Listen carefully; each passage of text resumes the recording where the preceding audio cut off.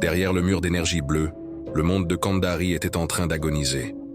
Sans le vol quotidien de vitalité de la reine pour alimenter le sortilège, la cité révélait son vrai visage. Les jardins suspendus se desséchaient, les fruits d'or se transformaient en cendres, et les puits majestueux ne crachaient plus que de la boue.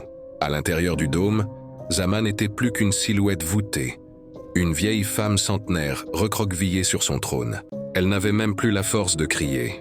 Sa voix était un râle de vent dans les hautes herbes. « Tu as tout détruit !» hoqueta-t-elle, ses doigts squelettiques tremblants. « Regarde-les, ils vont mourir de faim. » Kofi tourna la tête.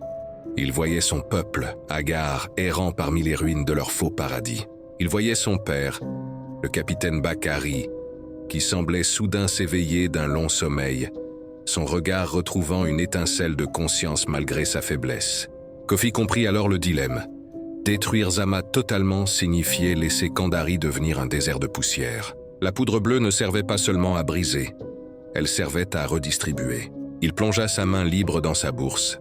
Il en sortit la dernière poignée de poussière bleue, celle qui contenait les racines des rois oubliés. Il ne la jeta pas sur la reine.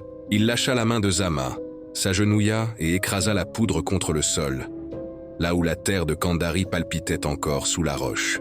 « La terre ne demande pas de sacrifice », déclara Kofi d'une voix qui portait désormais l'autorité de ceux qui ont tout perdu. « Elle demande de la sueur et du temps. » La décharge fut finale. Le dôme explosa dans un scintillement d'azur. La reine Zama s'effondra, vivante mais insignifiante, une simple mendiante de l'histoire perdue sur son trône trop grand.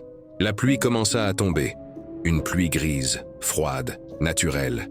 Les habitants de Kandari levèrent les yeux vers le ciel, sentant l'eau laver la magie et le mensonge. Le blé ne pousserait plus en une nuit, les maladies reviendraient, et la vieillesse marquerait bientôt tous les visages.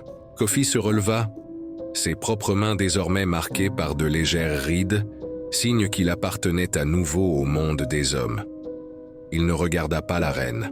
Il descendit les marches du trône pour rejoindre son père. Kandari était redevenue mortelle, et pour la première fois depuis 40 ans, elle était enfin libre.